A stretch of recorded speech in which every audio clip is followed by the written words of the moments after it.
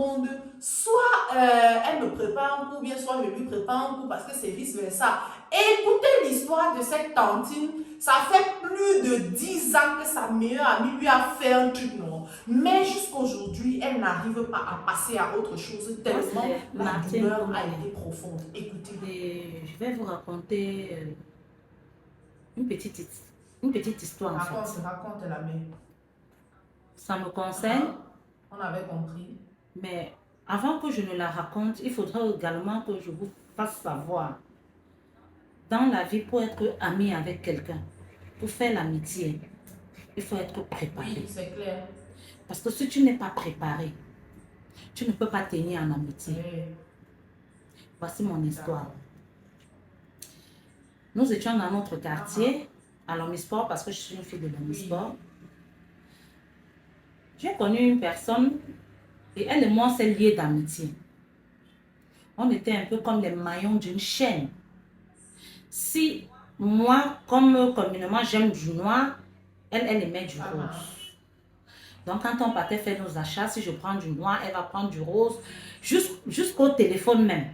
Ça. Elle avait souvent son téléphone, c'était rose, j'avais le mien qui était noir, et parfois on s'échangeait un peu cela pour essayer de mélanger, quoi. Alors, un jour, un benguiste du quartier arrive, il revient du voyage. Il me connaissait puisque j'ai grandi devant lui avant qu'il ne parte. Quand il revient, il me fait des propositions. Elle, en tant que mon amie, je vais vers elle. C'est clair. Et je lui raconte. Mais je ne savais pas que j'étais en train de me confier à un puits noir. Parce que c'est comme ça que j'appelle ça. À un puits noir. Quand je lui raconte mon histoire, je lui raconte les choses que ce garçon me dit. Elle prend, elle va par derrière, elle reparle avec ce garçon. Le jeune homme très intéressé, chaque fois qu'il me voit, il me dit toujours, Martine, les choses que je te dis, tu peux raconter à tel. Je lui dis non, je ne raconte pas comment. Parce que je suis un enfant, quand tu me dis quelque chose, tu peux parler. Attends, on nous prévient toujours, mais nous, comme on aime Yako, on maîtrise là. On fait gna comme ça là. Maintenant, quand ça cuit sur nous, ça devient que le gars est méchant, le gars est méchant. Pourtant, généralement, nos gars nous préviennent souvent. Le gars nous prévient souvent dans deux cas de figure. Soit il a des vues sur ta copine et il veut te séparer de ta copine pour pouvoir jongler entre vous deux. Soit il a vu les intentions de ta copine depuis là, dit que bébé, oh, comme tu vois là, mais comme nous on est ce qu'on est là, nous continuons l'histoire. Parler à quelqu'un. À chaque fois, c'était la même chose. Et ça n'avait jamais attiré vraiment mon attention. Mais le jour où je prends conscience de certaines choses, c'est quand la voisine de la dite copine commence à me regarder avec les mauvais yeux. C'est où je me rends compte que le gars en fait sort avec cette fille. Et toutes les choses que je disais à ma prétendue amie, elle partait raconter également ça à sa voisine. Comment on vous dit que la mort de quelqu'un ne vient jamais? Cet épisode, je l'ai balayé parce que déjà dans mon esprit, le garçon ne m'intéressait pas. Mais où j'ai eu mal. Où j'ai eu mal que quand je parle au jour d'aujourd'hui, j'ai des larmes aux yeux. C'est parce que ce que j'ai considéré comme mon ami organisait quelque chose dans son village. Je n'étais jamais allée là-bas, c'était ma toute première fois. Comme pour dire, si je t'invite dans mon village, je dois prendre des mesures de sécurité par rapport à la personne que j'ai invitée. Où est-ce que tu vas dormir, comment est-ce que tu vas manger, etc.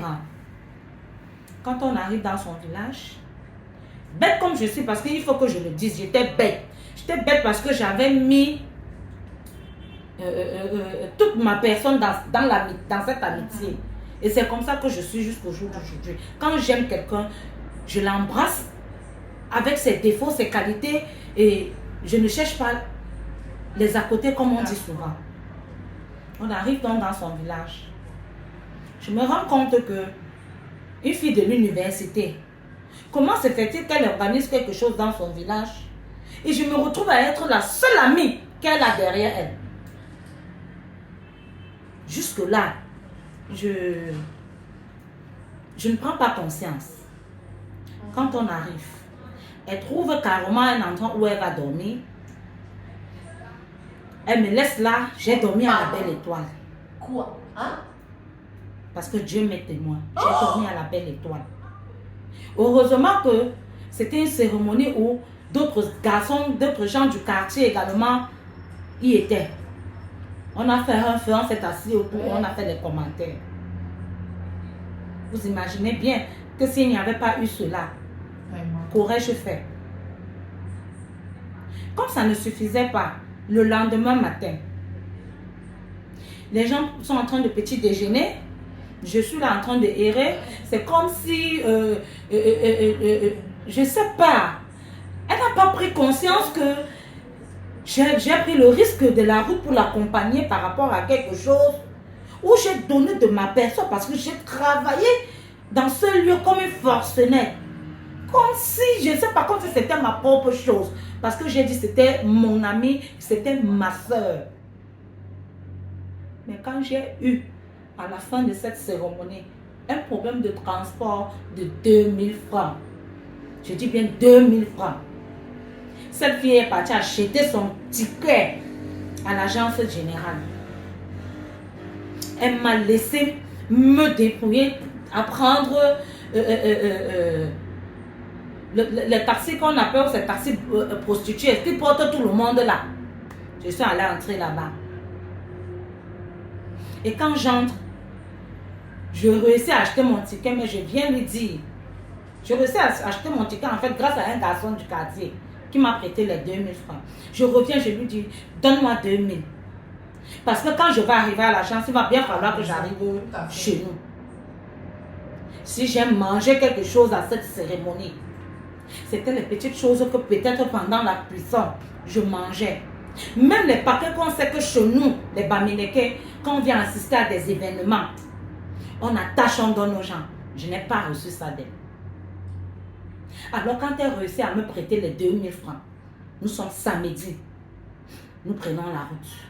Dimanche matin, elle m'envoie le message, elle me dit, mes 2000. Je lui dis, je ne vais pas fuir. Je n'ai pas assisté au culte du matin, mais je vais faire le culte du soir. Donc si tu fais aussi le culte du soir, on va se retrouver à la paroisse, je vais te remettre tes 2000. Je vous jure, cette fille m'a harcelé pour les 2000 francs. Au point où quand je suis revenue à la maison, quand j'ai envoyé mon petit frère lui remettre cet argent, je lui ai fait un message, je lui ai dit plus jamais dans ma vie, je ne ferai d'amitié avec quelqu'un. Je suis gentille. C'est vrai, on ne s'auto-proclame pas être quelqu'un de gentil, mais je le suis parce que je le reconnais. Mais mes frères, mes soeurs, quand on veut faire de l'amitié, Tata Martine, psychologiquement prêt. Parce que l'amitié, c'est quelque chose qu'on ne peut pas expliquer. Parce que même deux sœurs ou deux frères ne sont pas parfois amis. Mais pourtant, ils ont partagé un même parent. Pour dire que l'amitié est dure. L'amitié est difficile.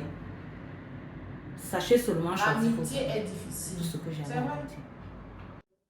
Ouais, Tata Martine, franchement, je suis très triste d'entendre une histoire pareille parce que de nos jours, enfin, même depuis longtemps, généralement on reconnaît ses vrais amis quand elles viennent, ou bien quand ils viennent nous soutenir pendant qu'on traverse des moments difficiles. Vous allez voir, vous allez avoir les amis, vous allez au restaurant, vous mangez des glaces, vous allez en boîte de nuit, vous faites tout ce qu'il y a à faire dans la joie. Mais le jour où vous perdez un ami proche, ou vous perdez une personne proche, ou alors que vous êtes dans une véritable difficulté, vous ne verrez jamais cet ami-là venir vous soutenir dans ces moments difficiles-là. Et toi, tu as la grâce de tomber sur une amie qui prend le risque de prendre la route avec tout ce qu'on sait que la route peut impliquer là, venir te soutenir. Non seulement tu lui trouves pas un endroit où dormir, mais toi tu pourrais dormir par terre, mais te rassurer que ton ami en fait ait un endroit où dormir. Ça, tu ne l'as pas fait. Tu peux ne pas manger, mais te rassurer que ton invité mange.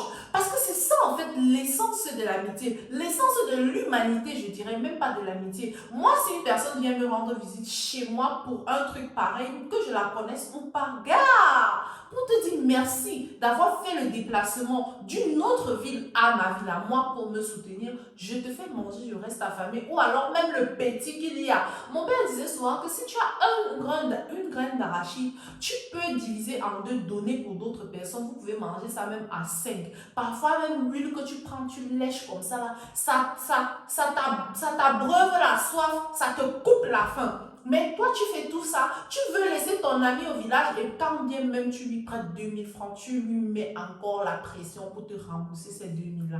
Ma chérie, quel genre d'ami tu es? Je suis sûre que quand tu vas regarder ce témoignage de Tata Martine et que tu vas te rendre compte que, en fait, c'est de toi qu'elle parle, tu vas sûrement faire genre, ou alors même tu es en train de regretter. Ce que j'aimerais te demander, c'est est-ce que tu es déjà venu demander pardon à Tata Martine? Parce que vous savez, c'est très important de demander pardon dans la vie, les amis. Vous pouvez blesser une personne. Pendant des années, la personne attend un je te demande pardon. Moi, il y a une personne dans mon cœur depuis 15 ans que j'attends que la personne vienne me demander pardon pour le mal que la personne m'a fait. La personne n'est jamais passée. La douleur la reste. Et même si tu veux avancer, tu avances. Mais de temps en temps, ce genre de douleur revient. Apprenez à demander pardon. Si vous êtes incapable d'être un bon ami ou une bonne amie pour personne, ne fréquentez simplement pas la personne. Ou alors faites comprendre à la personne qu'elle court dans le sac. Parce que faire genre, je suis ton ami, pour après sortir les cartes à quelqu'un comme ça, ce n'est pas bien. Traitez les gens comme si c'était vous-même. Et sur ce, prenez soin de vous. Les amis, s'il vous plaît, si vous avez une histoire à me raconter, si vous avez un témoignage que vous avez vécu ou alors que quelqu'un a vécu autour de vous que vous voulez partager avec moi, n'hésitez pas, s'il vous plaît, je vous attends massivement. Faites votre vidéo, envoyez-la au numéro que vous voyez sur mon profil. Ou alors, faites des voices si vous ne voulez pas que votre visage soit connu. Je masquerai votre voix pendant la vidéo pour qu'on ne vous reconnaisse pas. Et j'attends, s'il vous plaît, vos avis en commentaire. Merci. Prenez soin de vous. Vivez chaque jour comme si c'était le dernier. La vie n'est rien, mais rien ne vaut la vie. Bye.